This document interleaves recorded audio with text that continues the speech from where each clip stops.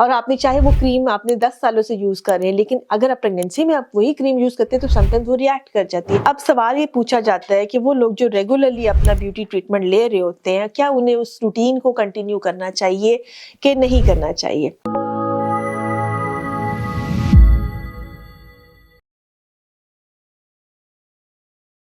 अस्सलाम वालेकुम जी। आज मैं जिस टॉपिक पे बात करूँगी इसकी बहुत डिमांड है। यानी मेरे पास जो प्रेगनेंसी में पेशेंट्स आती हैं वो इसके बारे में बहुत सारे सवाल करती हैं। बल्कि कुछ ने तो मुझे कहा कि प्लीज़ आप इसके ऊपर भी वीडियो बनाएँ ताकि हमें क्लियरली पता चले। हम बात करेंगे कि वो कौन-कौन से ब्यूटी ट्रीटमेंट्स हैं जो कि ख़वातीन जो हैं वो प्रेगनेंसी के फर्स्ट ट्राइमेस्टर में या ड्यूरिंग प्रेगनेंसी ले सकती हैं या कह लें कि प्रेगनेंसी ख़त्म होने के बाद ले सकती हैं। ये बहुत अहम है, चूँकि देखें ख़वातीन जो होती हैं वो हमेशा खूबसूरत लगना चाहती हैं और अल्लाह मियाँ ने उनको बनाया ही खूबसूरत होता है, लेकिन वो हमेशा उसको एनहांस करना चाहती हैं, बढ़ाना चाहती हैं। प्रेगनेंसी में क्या होता है कि आप अपनी केयर जो है ना आपका लेवल कम हो जाता है, चूँकि आपकी तबीयत अपसेट होना शुरू हो जाती है। शुरू का पहला जो 3 महीने होते हैं वो तो ख़ासे मुश्किल होते हैं, उसमें लोगों को यूजुअली जो है वो नौज़िया भी हो रहा होता है, वॉमिटिंग भी होती है, डिहाइड्रेशन होती है और उसके अंदर जो प्रेगनेंसी के इफ़ेक्ट्स होते हैं वो नज़र आना शुरू होते हैं। मेंटली तौर पे भी वो थोड़े डिस्टर्ब हो जाती है, बॉडी में बहुत सारी चेंजेस आती हैं। सारे लोग ऐसे नहीं होते हैं, कुछ लोग बहुत खुश भी होते हैं, वो अपनी प्रेगनेंसी को एन्जॉय भी करते हैं और वो ग्लो भी उनके अंदर नज़र आ रहा होता है। अब सवाल ये पूछा जाता है कि वो लोग जो रेगुलरली अपना ब्यूटी ट्रीटमेंट ले रहे होते हैं, क्या उन्हें उस रूटीन को कंटिन्यू करना चाहिए कि नहीं करना चाहिए? अच्छा, पहले तो वो मेडिकल ट्रीटमेंट्स की बात कर लेते हैं कि कुछ लोग ऑलरेडी जो है वो एक्ने की दवाई ले रहे होते हैं। उनके लिए तो मेरा बड़ा क्लियर मैसेज है कि जब कभी भी आप अपने पिंपल्स के लिए, एक्ने के लिए दवाइयाँ ले रहे हैं, प्लीज़ आपने उनको प्रेग्नेंट होने से कम महीना 2 महीने पहले रोक देना है, कम से कम भी 2 महीने पहले एहतियातन।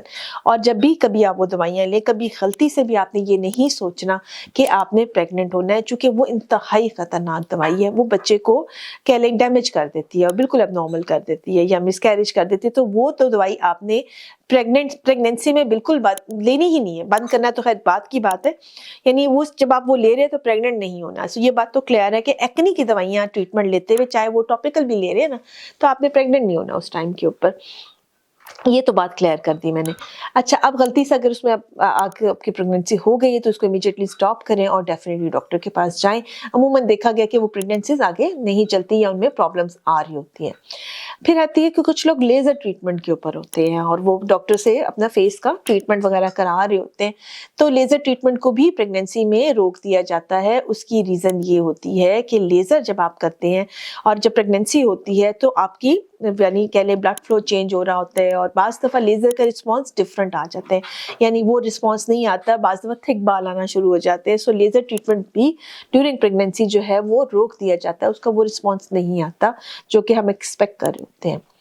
अच्छा, इसके अलावा हम बात कर लेते हैं अब नॉन मेडिकल जो ब्यूटी ट्रीटमेंट्स की बात कर लेते हैं। नॉन मेडिकल ब्यूटी ट्रीटमेंट्स में लोग ब्लीच करते हैं, लोग जो है वो अपने फेशियल्स करवा रहे होते हैं और लोग बहुत सारी क्रीम्स यूज़ कर रहे होते हैं, day creams, night creams, serums वगैरह होते हैं।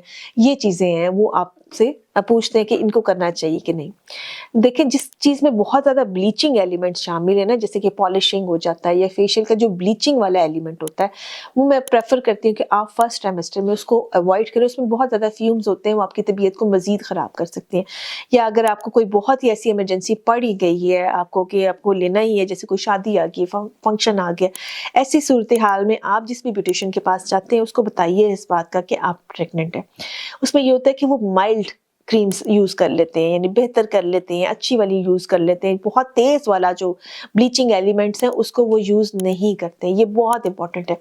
दूसरी बात है, जब कभी भी आपने ये ब्यूटी ट्रीटमेंट लेना है, उसमें आपने जब कभी भी प्रेगनेंसी में कोई भी ऐसी चीज़ जो कि रैश कर सकती है आपको वो यूज़ करनी है, तो आपने हमेशा कहना है कि पहले एक छोटे एरिया पे यूज़ करके देख लें कि इसका मुझे कोई रिएक्शन ना हो जाए, क्योंकि प्रेगनेंसी में बॉडी डिफरेंटली रिएक्ट करती है, ये हमें समझने की ज़रूरत है। जो चीज़ आप पहले यूज़ कर रहे थे और आपने चाहे वो क्रीम आपने 10 सालों से यूज़ कर रहे हैं, लेकिन अगर आप प्रेगनेंसी में आप वही क्रीम यूज़ करते हैं तो समटाइम्स वो रिएक्ट कर जाती है, क्योंकि अब आपकी बॉडी में खाली आप नहीं है, आपके साथ जो है वो आपका एक बेबी है और बॉडी को ने अपने उसको एडजस्ट करने के लिए बहुत सारी चेंजेस लेकर आए हुए। सो अगर आपने ब्लीच यूज करनी है उनसे क्या पहले एक छोटे एरिया में, सेंसिटिव एरिया में चेक करके देख लें। सिमिलरली यही बात मैं हेयर डाई के लिए भी कहूंगी। जब आप हेयर डाई यूज करते, चाहे वो प्रोडक्ट आपने बहुत ज्यादा यूज किया है, तो उसमें यह है कि वो हेयर डाई जो आपने यूज करना है उसको पहले स्मॉल एरिया पे यूज करके देखना है कि उसका कोई रिएक्शन तो नहीं हो रहा, फिर आप उसको यूज करें। फर्स्ट ट्राइमेस्टर में मैं अवॉइड करती हूँ कि आप इस किस्म की ब्लीचिंग या कुछ स्ट्रॉन्ग केमिकल्स वाली हैं वो प्लीज मत यूज करें। सेकंड थर्ड ट्राइमेस्टर में जो ये स्ट्रॉन्ग केमिकल्स हैं, अगर आपको बहुत लगता है कि बड़ी जरूरी है, सिर्फ तब आप इस्तेमाल कीजिए। हाँ, बाकी जो फेशियल्स है, मसाज क्रीम्स और क्लींजर्स और ये जो चीजें आप इस्तेमाल करते हैं, ये आप इस्तेमाल करते हैं। अगर आपको स्पेसिफिक किस्म के सीरम्स यूज करते हैं, आप वो भी कर सकते हैं। लेकिन एक चीज आप चेंज नोट करेंगे, चूंकि प्रेगनेंसी के अंदर आपकी ईस्ट्रोजन्स वैसे ही हाई अमाउंट में होते हैं, तो आपको इन चीजों की बहुत ज्यादा जरूरत नहीं रहती है। अगर आप अपनी ब्यूटी रूटीन्स को कम भी कर देंगे ना, यानी सीरम्स वगैरह का इस्तेमाल, तो भी आपका ग्लो बरकरार रहेगा। और वो मैं इसलिए भी रिकमेंड करती हूँ कि अगर आप बहुत ज्यादा हाई ग्लो वाली चीजें इस्तेमाल कर रहे हैं ना, बहुत कोलेजन वाली या कुछ, तो समटाइम्स उसकी वजह से करके भी आपको पिंपल्स निकल सकते हैं। सो आपको इतनी जरूरत प्रेगनेंसी के लेकर नहीं होती है। सो मैसेज बेसिकली बड़ा क्लियर है मेरा आप लोगों के लिए कि अगर आपने ऑलरेडी जो है कोई एक रिजीम रखी हुई है अपनी और वो बहुत स्ट्रॉन्ग केमिकल्स नहीं है, तो आप उसको कंटिन्यू कर सकते हैं, उसके लिए आपको पूछने की जरूरत नहीं है। लेकिन आप कभी कोई स्ट्रॉन्ग किस्म के केमिकल्स यूज करना चाह रहे हैं तो डेफिनेटली पूछें। लेजर ट्रीटमेंट है तो उसको रोका जाता है। सिमिलरली अगर आपको एक्नी की मेडिसिन यूज करें तो अपनी प्रेगनेंसी को प्लान कीजिए, उसके साथ आपने प्रेग्नेंट नहीं होना।